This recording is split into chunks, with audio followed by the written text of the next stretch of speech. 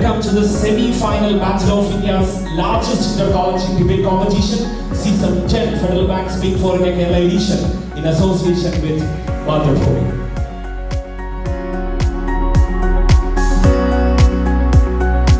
A awaited moment, I would like to welcome Mrs. Sai Krishna Iyer, Sub-Collector for Kochi, to officially inaugurate this semi-final competition and address the participants. First of all, congratulations to all for making the stage. It's not a small achievement.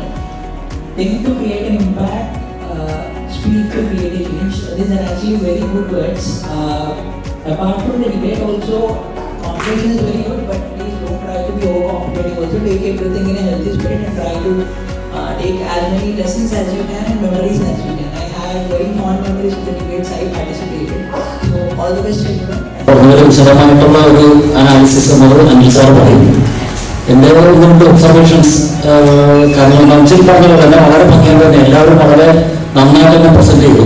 ഈ 10 വർഷം എന്നത് വേറൊരു case കൂടെ പറയാം. 2014 ആദ്യത്തെ big four India edition നടക്കുന്നത്. 14 ഇപ്പോൾ 12 വർഷമായി. ഇടയ്ക്ക് കോവിഡിന്റെ സമയത്ത് 2 വർഷം നടക്കാതിരുന്നല്ലാതെ ബാക്കി എല്ലാ വർഷവും കൃത്യമായിട്ട് തന്നെ big four India debate competition നടന്നു പോകും. അപ്പം അങ്ങനെ വരുമ്പോൾ ഒരു വലിയൊരു തലമുറ മാറ്റം തന്നെയാണ് നമുക്ക് ഈ ബിഗ് ഫോർ ഇന്ത്യ ആദ്യ എഡിഷനും ഇപ്പോഴത്തെ 10ാമത്തെ എഡിഷനും കൂടി നമ്മൾ താരതമ്യപ്പെടുത്തുമ്പോൾ നമുക്ക് കാണാൻ സാധിക്കുന്നത്. പിന്നെ വേറൊരു വ്യത്യാസം അന്നത്തെ കുട്ടികൾക്കുണ്ടായിരുന്നതിനേക്കാൾ കൂടുതൽ അവസരങ്ങൾ കൂടുതൽ ആയിരിക്കണം എന്ന കാര്യങ്ങളൊക്കെ നിങ്ങൾക്ക് കിട്ടുന്നുണ്ട്, അന്ന് കിട്ടുന്നില്ലായിരുന്നു. അപ്പോൾ ഇത്രയധികം ഒരു മാറ്റവും കൂടി കഴിഞ്ഞ 10-12 വർഷം കൊണ്ട് നടന്നിട്ടുണ്ട്. അപ്പോൾ അതിൻ്റെ എല്ലാം ഗുണഭോക്താക്കളാണ് നിങ്ങൾ. അതുകൊണ്ട് തന്നെ വളരെ മികച്ച രീതിയിൽ നിങ്ങൾക്ക് ഇതിൽ പങ്കെടുക്കാൻ പറ്റുമെന്ന് എനിക്ക് ഉറപ്പുണ്ട്. ഒറ്റ കാര്യം കൂടി പറയാം. ഇപ്പോൾ ഇവിടെ വന്നിരിക്കുന്ന ഈ 40 പേരിൽ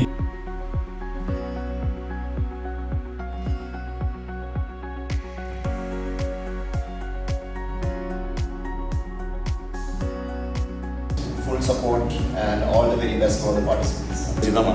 പക്ഷേ അന്ന് നിങ്ങളെ കണ്ടതിനേക്കാളും ബഹുമാനത്തോടു കൂടിയിട്ടാണ് ഞാൻ നിങ്ങളെ സമീപിക്കുന്നതും നോക്കുന്നത്.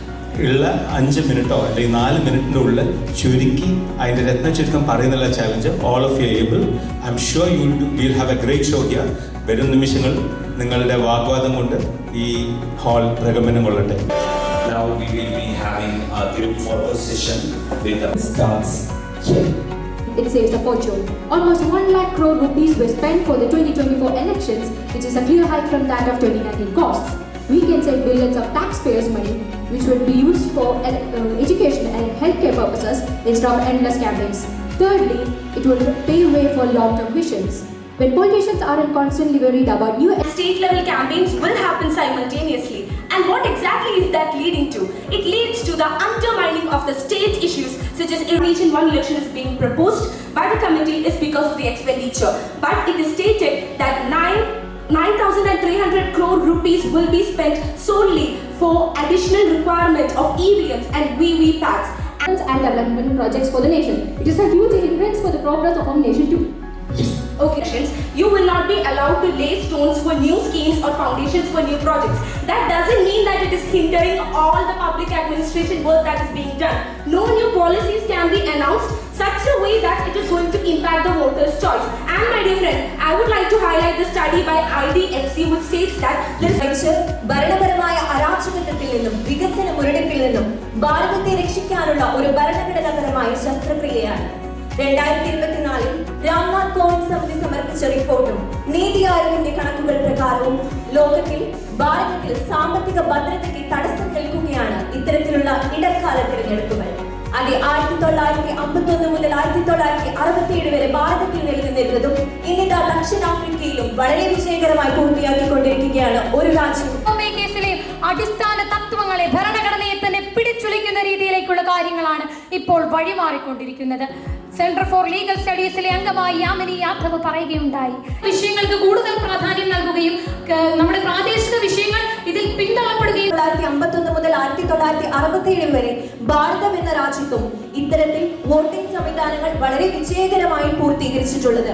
അതിനാൽ തന്നെ ഒരു രാജ്യം ഒരു തിരഞ്ഞെടുപ്പ് വരുമ്പോൾ വ്യക്തികൾ കൂടുതൽ. Next we have 5 and 6. Of India, we have the responsibility that we critically analyze our leaders and the representatives and we remain not blinded by political affiliation, that we remain most of the time that we country into a nation where your voice is reduced into a mere echo and the vibrancy of local governance is overshadowed by a monolithic electoral system. This ideology actually emerges from a diversity and democracy. We should cherish the rich tapestry of voices across our nation rather than simplifying them into a simple narrative. As rightly quoted by Dr. Shashi Tharoor, this one nation, one election policy is simply a distraction balloon in the field of federalism. When a state faces a major crisis, the citizens should be able to express their dissatisfaction through an election without having to wait for the whole nation to dissolve the government. So we still have this option instead of having only one election. In such a case, we can have by-elections, and such a government which is prematurely dissolved can have by-elections, and we have the one nation, one election is a proposal, and that proposal has been open to national debate by the Honourable Prime Minister. And this national debate can create a lot of criticism which can use. അഥവാ 4.5 ലക്ഷം കോടി രൂപയാണ് അതിൽ വർധനമായി കണക്കാക്കുന്നത്. ഈ തരത്തിൽ ആ പൈസയെല്ലാം ആ പണമെല്ലാം വിദ്യാഭ്യാസത്തിനും ആരോഗ്യ സേവനത്തിനും വേണ്ടി ഉപയോഗിക്കാൻ കഴിയുമെന്ന് വൺ നേഷൻ വൺ ഇന്ത്യ തിരഞ്ഞെടുപ്പുകളിൽ കോട്ടം സംഭവിച്ചുകൊണ്ടാവരുത്. അത്തരത്തിലുള്ള ഒരു ചിലവ് ചുരുക്കലല്ല ഇന്ത്യ എന്ന ജനാധിപത്യ രാജ്യത്തിന് ആവശ്യം. മാത്രമല്ല, ഫെഡറലിസം എന്ന അടിസ്ഥാനപരമായ ആശയത്തിനെതിരാണ് ഈ വാദം. 2019 ഒഡീഷ ഇലക്ഷനിൽ ഇത് കാരണം ദേശീയ പ്രശ്നങ്ങളായ പഠനത്തിൽ ബസ്വന്ത് പ്രകാശ് ഈ കാര്യം വളരെ വിശദമായി വിശദീകരിക്കുന്നുണ്ട്. ഒരു തെരഞ്ഞെടുപ്പ് നടക്കുമ്പോൾ കഴിഞ്ഞ ഇലക്ഷൻ കമ്മീഷന്റെ റിപ്പോർട്ട് പ്രകാരം 4153 കോടി രൂപയുടെ കള്ളപ്പണമാണ് ഇന്ത്യയിൽ ഒഴുകി പിടിച്ചെടുത്തത്. ഇതിനെ തടയാനും വോട്ടർ പട്ടികയിൽ 20 ലക്ഷത്തിന് മേലെ ക്രമക്കേടുകൾ കണ്ടെത്തിയ ഒരു സാഹചര്യത്തിൽ അതിനെ തടയാനും ഒരുമിച്ചുള്ള ഇലക്ഷൻ എന്നത് പ്രാവർത്തികമായേ തീരും. ഉള്ളതുകൊണ്ടാണ് അത് ഇല്ലാതെയാക്കുകയാണെങ്കിൽ ഇത്തരം കള്ളപ്പണങ്ങൾ കുറച്ചു വരികയില്ല എന്നാണ് എനിക്ക് പറയാനുള്ളത്. മാത്രമല്ല, IDFCയുടെ കണക്കുകൾ പ്രകാരം ഒരു രാജ്യം ഒരു തെരഞ്ഞെടുപ്പ് പ്രാവർത്തികമാക്കുകയാണെങ്കിൽ 77% ആളുകൾ ദേശീയ പാർട്ടിക്ക് തന്നെ വോട്ട് ചെയ്യും. പ്രാദേശിക ഉറച്ചു നിന്നവർ ഒലിച്ചുപോയി, ചലിച്ചിരുന്നവർ പിടിച്ചു എന്നത് കവിവാക്യത്തെ സാർത്ഥമാക്കും.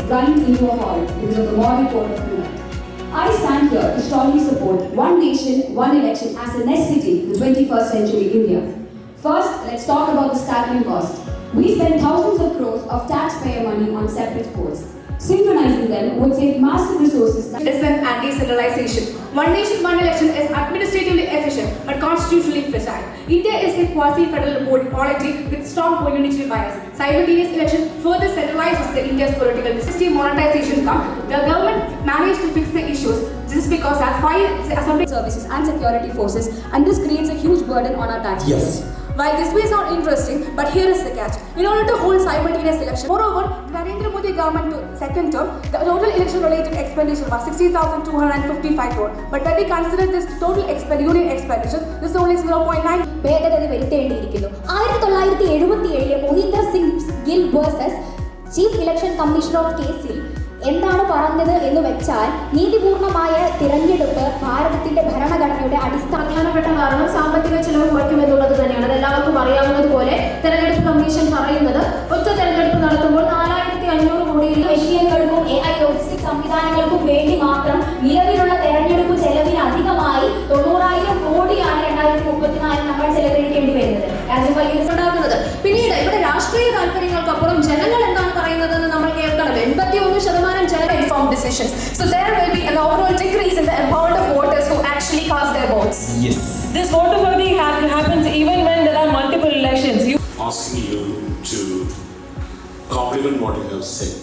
Okay, I think you may have left out some important point, maybe due to the lack of time.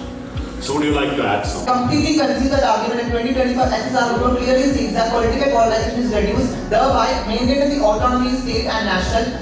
And let me also remind you of the report that states, the same report also states the seventh commission report, the seventh commission that protects the federal powers of a state government is not at all reduced due to the one nation one election concept. Yeah.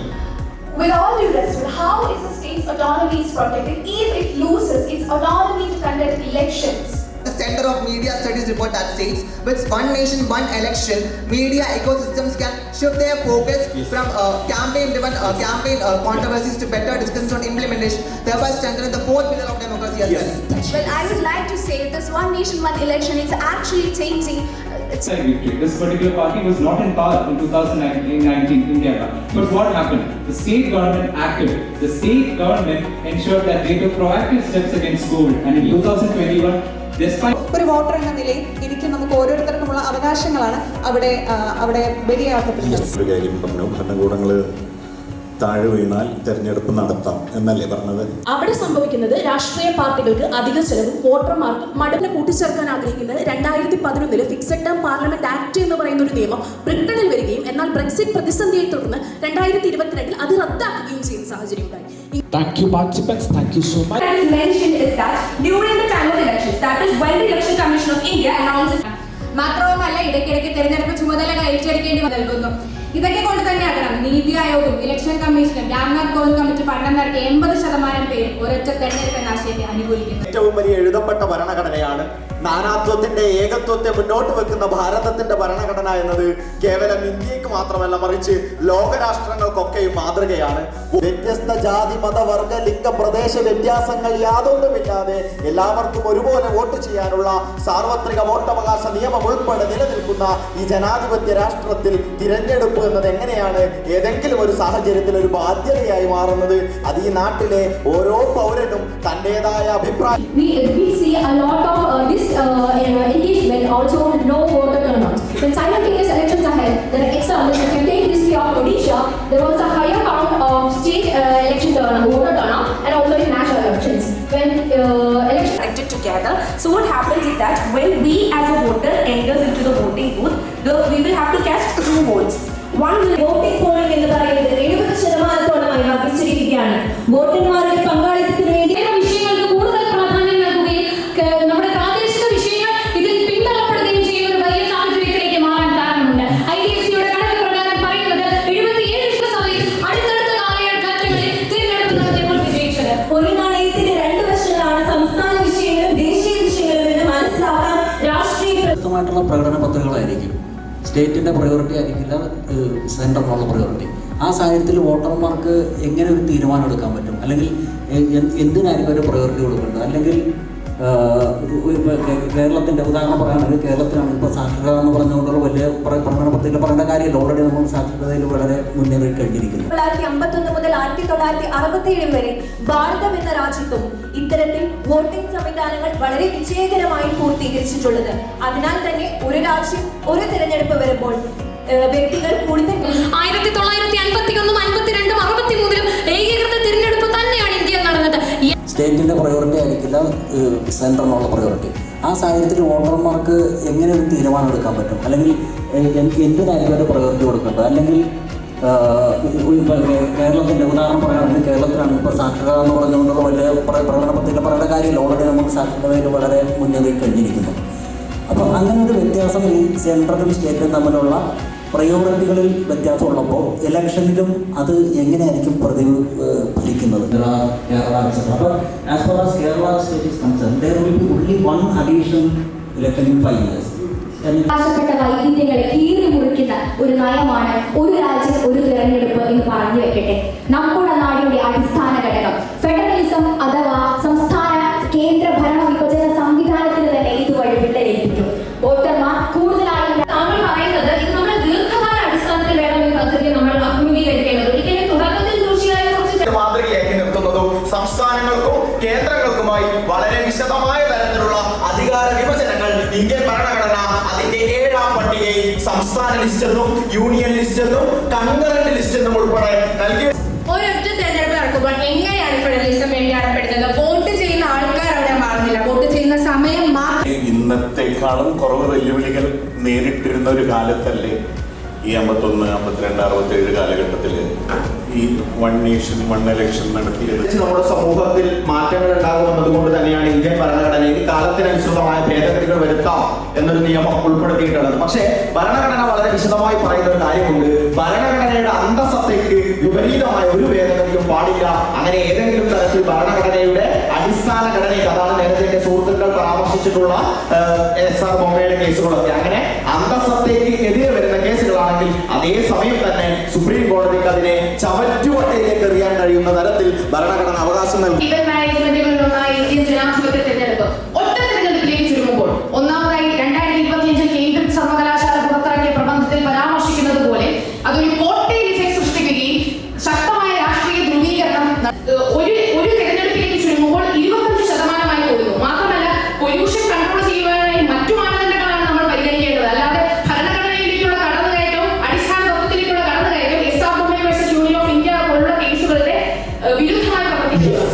ഒരു വ്യത്യസ്ത ഘട്ടങ്ങളായി തിരഞ്ഞെടുപ്പ് നടക്കുമ്പോൾ അവിടെ ഒരു academic disruption സംഭവിക്കുന്നുണ്ട്. ഒരു രാജ്യത്തെ മുഴുവൻ മാനവ വിഭവശേഷിയുടെയും ഉപയോഗക്ഷമതയാണ് അവിടെ ചോദ്യം ചെയ്യപ്പെടുന്നത്. 2022 ഹാർവർഡ് യൂണിവേഴ്സിറ്റിയും ക്വാണ്ടിറ്റേറ്റീവ് സോഷ്യൽ സയൻസ് ഡിപ്പാർട്ട്മെന്റും ചേർന്ന് നടത്തിയ പഠനത്തിൽ ഒരു ഗവൺമെന്റ് ഉദ്യോഗസ്ഥന് 15 മുതൽ 25 ദിവസം വരെ സംസ്ഥാന സർക്കാരും കേന്ദ്ര സർക്കാരും തമ്മിൽ ഭിന്നിപ്പുള്ളപ്പോൾ പല പല ഇലക്ഷനുകൾ നടത്തുന്നത് എങ്ങനെയാണ് അവിടെ ഏകത്വം കൊണ്ടുവരുന്നത്?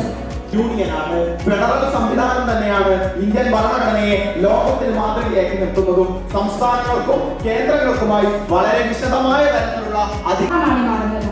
അതുപോലെ സാമ്പത്തിക നേട്ടം ഉണ്ടാകുമെന്നല്ലാതെ ഒരിക്കലും വോട്ടേഴ്സിനെ നമ്മളവിടെ മാറ്റുന്നില്ല. പിന്നെ എങ്ങനെയാണ് ഒരൊറ്റ പഠിക്കാനുള്ള കാലയളവ് ഒരൊറ്റ തെരഞ്ഞെടുപ്പാകുമ്പോൾ കൃത്യമായ 5 വർഷം ലഭിക്കുന്നുണ്ട്. ഇത് വികസന പ്രവർത്തനത്തെ ബാധിക്കുമെന്നത് മറ്റൊരു വസ്തുതയാണ്. ഏതെങ്കിലും ഒരു തെരഞ്ഞെടുക്കപ്പെട്ട അധികാരി അദ്ദേഹത്തിൻ്റെതായ വികസന സങ്കല്പങ്ങൾ ഒരു നാടിനകത്ത് പ്രാവർത്തികമാക്കി അത് പൂർത്തിയാകുന്നതിന് മുന്നേ തന്നെ അധികാരത്തിൽ നിന്ന് വിട്ടുപോവുകയാണെങ്കിൽ അത് ഈ നാടിന്റെ സ്പന്ദനത്തെയും വികസനത്തെയും ഇല്ലാതാക്കാൻ കാരണമാകും. ഭാരതമെന്നു കേട്ടാൽ അഭിമാനപൂരിതമാകണം അന്തരംഗം, കേരളം എന്ന് കേട്ടാലോ തിളയ്ക്കണം ചോര നമുക്ക് ഞരമ്പുകളിൽ നിന്ന് വള്ളത്തോട് പാടിയത് നമ്മുടെ ഐക്യത്തെ സൂചിപ്പിക്കാനാണ്. ഇതേ ഐക്യം കൊണ്ട് തന്നെയല്ലേ നമ്മൾ പ്രതിസന്ധികളെ അതിജീവിച്ചിട്ടുള്ളത്. ഒരൊറ്റ തെരഞ്ഞെടുപ്പ് നടക്കുമ്പോൾ എങ്ങനെയാണ് ഒരാളുടെ കാലാവധി 5 വർഷത്തിൽ നിന്ന് കുറയുന്നത്? 5 വർഷം കാലാവധി ഇവിടെ കിട്ടുന്നുണ്ട്. മാത്രമല്ല കൂടെ ഞാൻ ഓർമ്മിപ്പിക്കുകയാണ്, കാലം തെറ്റിയ കാലത്ത് കോലം കെട്ടണ കൂട്ടരെ കയ്യും കെട്ടി നോക്കിയിരുന്നാൽ വായും പൊത്തി കേട്ടോണ്ടിരുന്നാൽ കാലീന്റെ അടിയിൽ നിന്ന് മണ്ണു പോകുന്ന കാലം വിദൂരമല്ല. ഒരു വേള ഇതൊരു കവിതാ ഭേദഗതികൾ വരുത്താം എന്നൊരു നിയമം ഉൾപ്പെടുത്തിയിട്ടുള്ളത്. പക്ഷേ ഭരണഘടന വളരെ വിശദമായി പറയുന്ന ഒരു കാര്യമുണ്ട്. ഭരണഘടനയുടെ അന്തസത്തയ്ക്ക് വിപരീതമായ ഒരു ഭേദഗതിയും പാടില്ല. അങ്ങനെ ഏതെങ്കിലും തരത്തിൽ ഭരണഘടനയുടെ അടിസ്ഥാന ഘടനയ്ക്ക്, അതാണ് നേരത്തെ എന്റെ സുഹൃത്തുക്കൾ പരാമർശിച്ചിട്ടുള്ള SR ബൊമ്മയുടെ ഹ്യൂറിസ്റ്റിക് തിയറി പരാമർശിക്കുന്നത് പോലെ ദേശീയ പാർട്ടികളും ചിഹ്നങ്ങളും എല്ലാം ഹ്യൂറിസ്റ്റുകളായി പ്രവർത്തിക്കുമ്പോൾ അവിടെ ഒരേ പാർട്ടിക്ക് വോട്ട് കുത്താനുള്ള ഒരു വോട്ടറുടെ മനോചാഞ്ചല്യത്തിന് അപക്വതയുടെ നിരക്ക് IDFCയുടെ കണക്ക് പ്രകാരം 77%. മൂന്നാമതായി പാർലമെന്റിന്റെ സ്പെഷ്യൽ മജോറിറ്റിയും പൊല്യൂഷൻ കൺട്രോൾ ബ്യൂറോയുടെ കണക്കുകൾ അനുസരിച്ച് ശരാശരി ഒരു തിരഞ്ഞെടുപ്പ് ദിവസം 120 മുതൽ 130% വരെ മലിനീകരണം കൂടുകയും അതുപോലെ തന്നെ 3000 മുതൽ 4000 ടൺ വരെ മാലിന്യം അധികം വരികയും ചെയ്യുന്നുണ്ട്. ഇത് പാരിസ്ഥിതിക പ്രശ്നങ്ങൾ സൃഷ്ടിക്കുകയും മലിനീകരണം കൂട്ടുകയും കാർബൺ ഫുട് പ്രിന്റിന് കാരണമാവുകയും ചെയ്യുന്നു.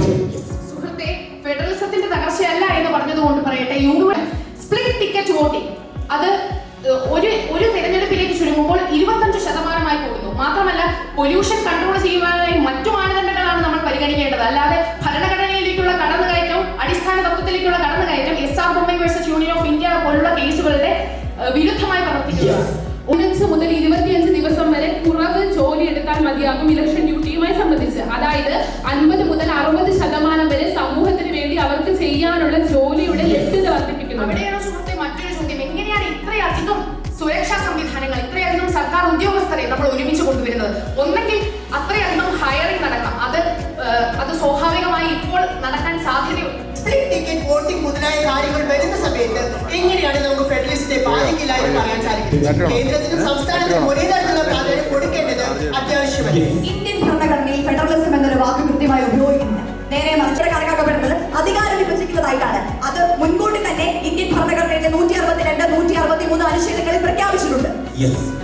മുൻ തിരഞ്ഞെടുപ്പ് കമ്മീഷണറായ പറഞ്ഞിരിക്കുന്ന ഒരു കാര്യം, ഒരു രാജ്യം ഒരു തിരഞ്ഞെടുപ്പ് എന്നതിനേക്കാൾ ഉപരി ഫലപ്രദമായ രീതിയിൽ തിരഞ്ഞെടുപ്പ് നടത്തുകയാണ് ചെയ്യേണ്ടത് എന്ന വിഷയം ഇവിടെ ചർച്ച ചെയ്യപ്പെടുമ്പോൾ ഫെഡറലിസത്തിനെ അനുകൂലിച്ച് സംസാരിക്കേണ്ട സാഹചര്യം നമുക്ക് കൃത്യമായ വെളിവുകളോടും തെളിവുകളോടും നൽകുന്ന രാജ്യങ്ങളാണ് അമേരിക്ക, ദക്ഷിണാഫ്രിക്ക, ഇന്തോനേഷ്യ, സ്വീഡൻ മുതലായ രാജ്യങ്ങൾ. പ്രത്യേകിച്ച് സ്വീഡനെ സംബന്ധിച്ച് the golden star of election commission എന്ന് കൃത്യമായി രേഖപ്പെടുത്തിയിട്ടുള്ള രാജ്യമാണ് Sweden.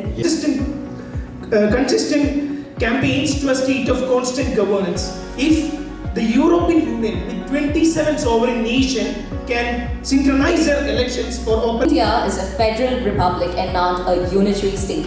State elections are meant to reflect local issues and local narratives. But when state elections are conducted alongside Lok Sabha elections, obviously national narratives and national alter the basic structure of the constitution, but safeguards democracy through a streamlined expression, making alterations to Article 83, 82 and 170. Yes. Structure or doctrine of our constitution, federalism is the supreme. So when you're supporting the one nation, one election, you're actually speaking against the constitutional rights of a state and also the federalistic structure in India.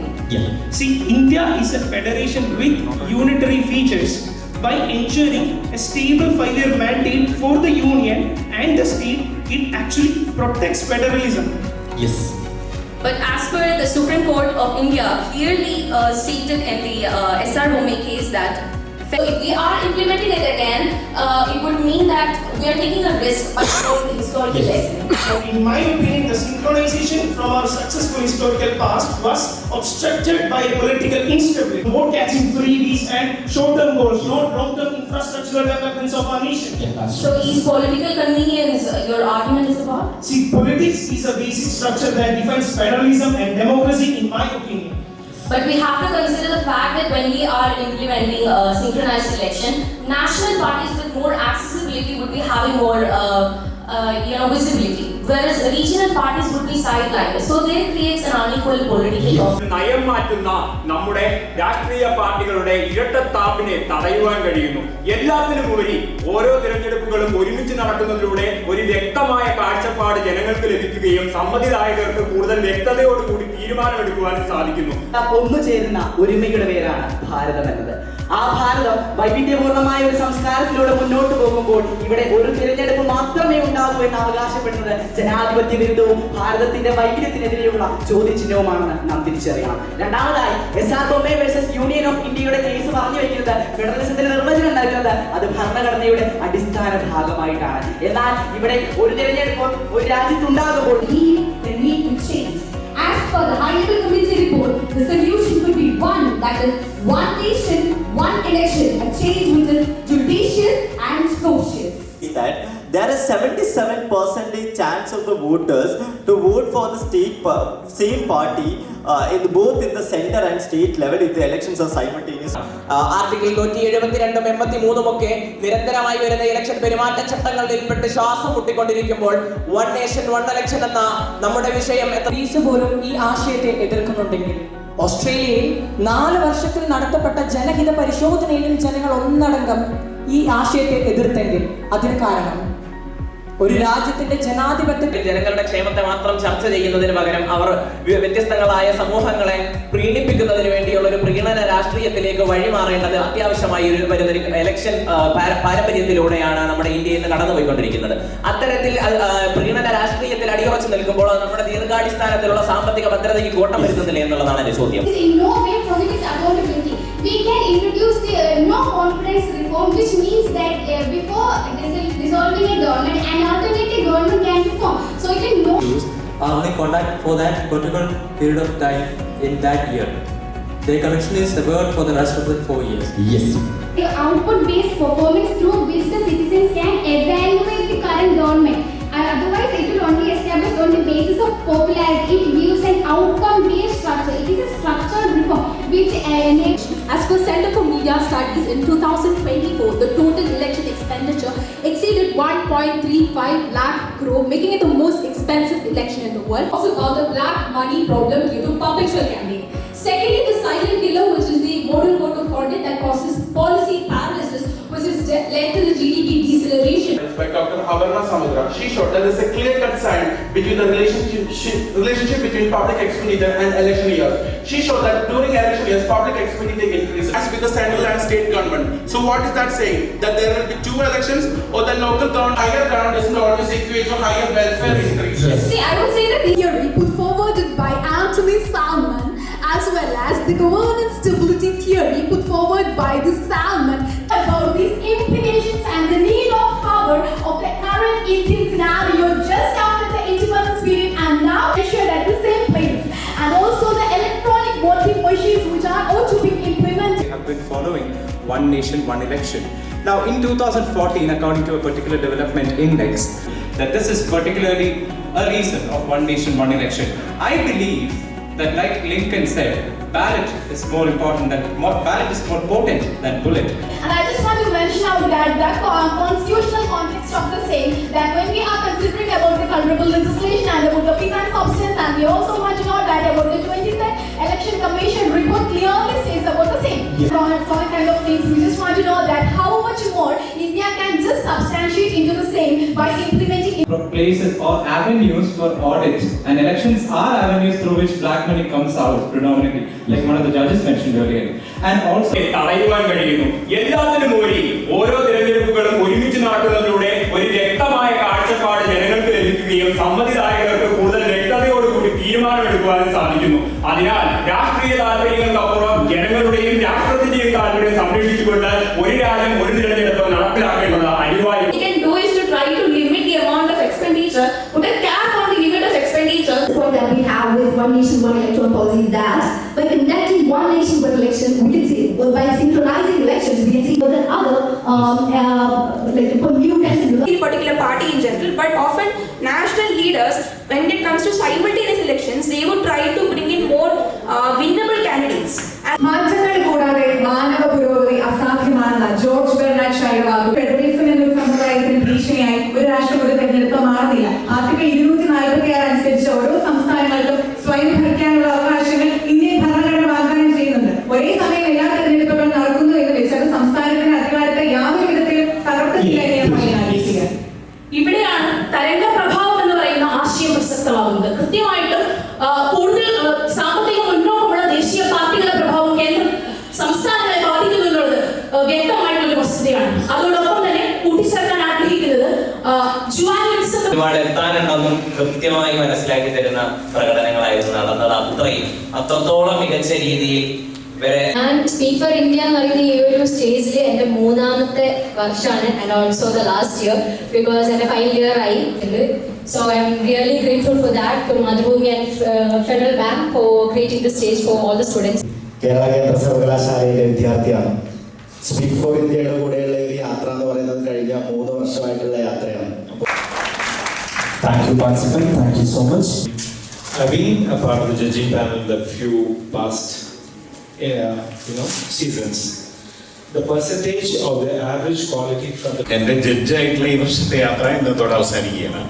ഇനി ഞാൻ ഫൈനലിൽ നിങ്ങളുടെ performance കാണാനായിട്ട് അവിടെ ഉണ്ടായിരിക്കും. ഭയങ്കര താല്പര്യത്തോടും ആവേശത്തോടും കൂടിയിട്ട് അവരുടെ കൂടെ സഞ്ചരിക്കുമ്പോൾ, അവരുടെ കൂടെ ഇരിക്കുമ്പോൾ അവർ അതിനു വേണ്ടിയിട്ട് അർപ്പിക്കുന്ന ആ അധ്വാനം കാണുമ്പോൾ അവരോടുള്ള ആദരവ്